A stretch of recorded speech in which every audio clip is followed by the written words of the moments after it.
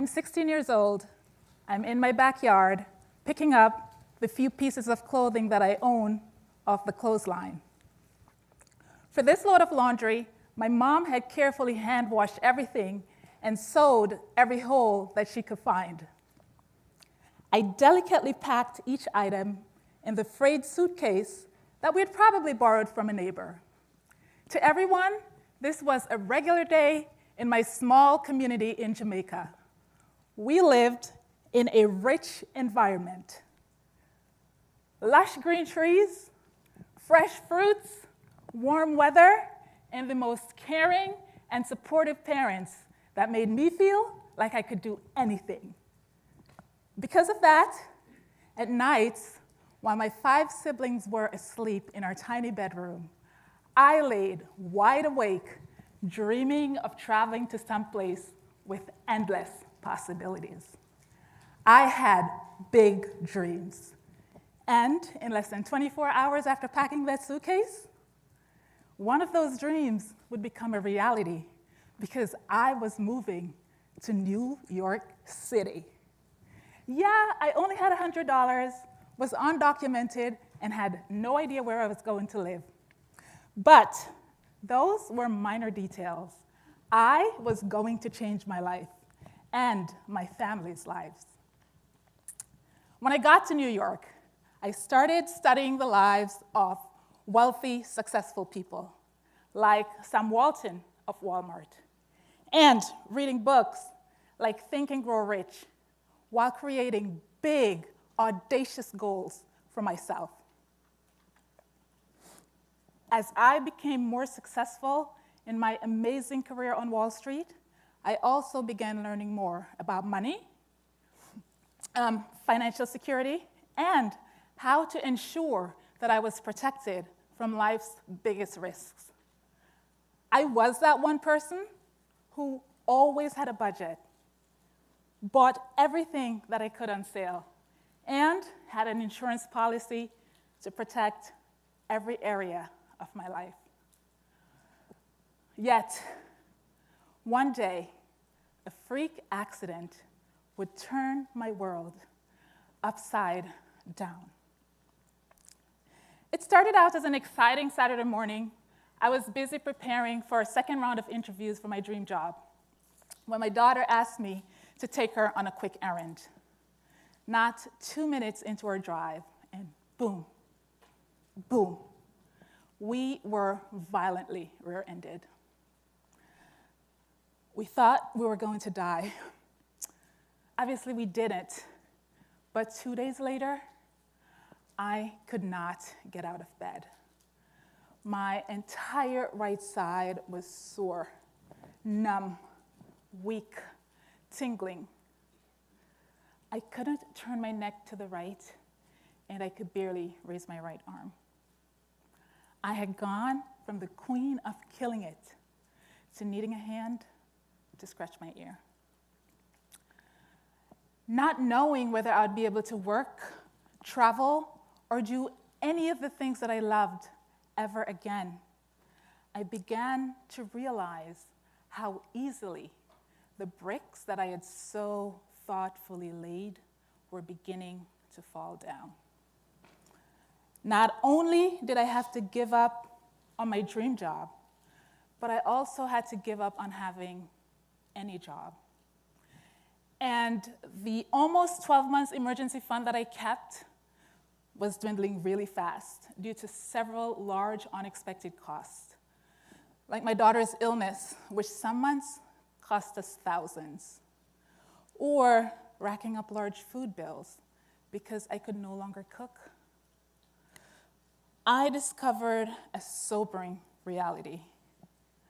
We can plan for all the what-ifs in life, but the words of the great philosopher Mike Tyson rings true. Everyone has a plan until they get punched in the face. In the aftermath of my accident, I started realizing how each of us faced the possibility of becoming unexpectedly disabled. In fact, 44% of Americans who file for bankruptcy do so partially or completely due to income loss from medical issues. So I started asking myself, how can we get the word out that the disabling events have a high probability of happening? And even more importantly, how do we prepare for them? In reflection of my own life leading up to this accident, I saw that we don't normalize conversations around these type of disabling events. Instead, we just don't talk about it, or we make it really scary. But it doesn't have to be that way. Take a group of 20-year-olds. The attitude is often, hey, I have my whole life ahead of me. I can take any risk that I want right now. The reality, however, is that 1 in 4 Americans, 20 years or older, will become disabled before we retire. So, what do we need to do to remove the fear and to prepare ourselves? Well, Miss Prepared for Everything, I am here to share with you 3 things that we can do to ensure our financial stability in the face of a disabling event. The first thing to know is how much are we bringing in and how much are we spending? Once we do that, we can figure out how to create a financial cushion that will become our lifeline if the bricks start falling down. Now, if we grab 2 to 3 months of our bank statement and our credit card bills, and we start looking at our spending habits, it will tell us a story. When my client Sarah did this exercise, she found that she was spending a whopping $9,000 annually on Uber Eats. That was almost 10% of her salary, Sarah said. So Sarah began cooking more, and she picked up her food orders. In the end, she saved over $5,000 just by making those simple changes. The thing is, she didn't sacrifice what she loved. She just modified her habits. So this tells us that the changes that we make, they don't need to be radical or restrictive. They can just be practical modifications. Now, once I realized the enormity of the impact of this disabling event, I also began having more conversations with professionals across different age group and income level. And I'll pose to them this question: are you prepared for a sudden disability? And the overwhelming response that I got was, I have long-term disability insurance through my employer. But did you know that your employer long-term disability insurance only covers a portion of your income? When I became disabled, my policy covered 60% of my income.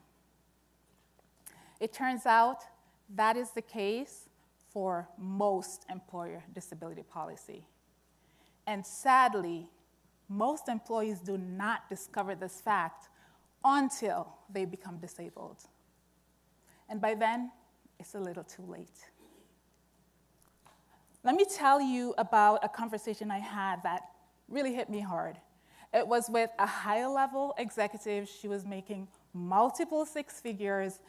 And as we talked, she just seemed very uneasy, and she was embarrassed. But she just wanted to share. So she said, I have 2 young children. I have 0 savings. I have 0 emergency fund. And the little retirement that I started building, it's pretty much been wiped out from my recent divorce. She paused for quite some time, and then she said, I am actually worth more being dead than suffering a disability.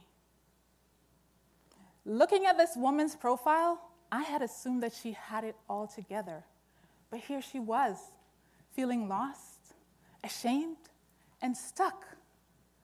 And so many other people feel the same way. Now, here's the good news, and it's the second thing that we can do. We can close the gap between what our policy covers and our total income by purchasing our own personal long-term disability policy. When we get a private policy to cover close to that 40% difference, we can live our same lifestyle while working towards taking the next step to accommodate our disability. Fortunately for me, I had a private policy, which helped me to maintain my lifestyle. Now, if you are self-employed, you can purchase a long-term disability policy at any time. And for my college students, now is the time to put a reminder on your calendar and make it a priority as soon as you start working. Because we know that most employers and educational institutions, they do not offer financial education. And they definitely don't educate us about what to do if we become disabled. So it will come down to our own personal commitment and the knowledge that we now have to ensure the foundation of our house is solid. And once we've built that solid foundation, the third and final thing that we can do is to ensure our financial stability in the face of a disabling event. We can plan how we want to lay our bricks by looking at ways to generate additional income. We all have skills and talents that we're passionate about. For some people, it might be writing. For some, it might be photography. For some, you might want to impersonate Bob Marley on the streets. For me, I enjoyed teaching personal finance. I know it's not the sexiest hobby, but it was a lot of fun for me. The truth is, I started doing this over 2 decades ago. Little old me with that frayed suitcase all those years ago, wanting to help others to get bigger and fancier suitcases. Yes, when I had my accident, I had to pause my business that I had poured my heart and soul into creating. Fortunately, I am now able to get back to helping people with a newer and deeper understanding, ensuring that we're taking the steps to secure our future in a sustainable way. And in today's world, technology is making it so much easier and affordable to create a business. So, reach inside of you and pull out that passion and make a little extra income while doing it. While I hope that none of you receive that punch from life unexpected, let's do these 3 things. Let's create a financial cushion, purchase your own long-term disability policy, and make a little extra income doing what you love, so that if you do get that punch, you can feel secure. When we make a personal commitment to seek out the information we need and implement it, we can learn how to protect ourselves and our families if we become disabled, ultimately setting ourselves up to be financially secure regardless of what life throws our way. So, now it's your turn. If you're employed, call your human resource office today. Find out everything that you can about your long-term disability policy. If it doesn't replace your income, purchase a supplemental policy. If you're self-employed, start shopping for a policy today. And if you're a college student, make it a priority as soon as you start working. And after you've done these things, don't be shy. Share it with your friends and family so that we can all be protected together. I'll leave you with this. In Jamaica, we have a proverb that says, "Trouble na set like rain." And what that means is that when it's going to rain, you sometimes get a warning. But when life is about to hit you with that unexpected, we get no warning. So let us prepare for what we can now. Thank you.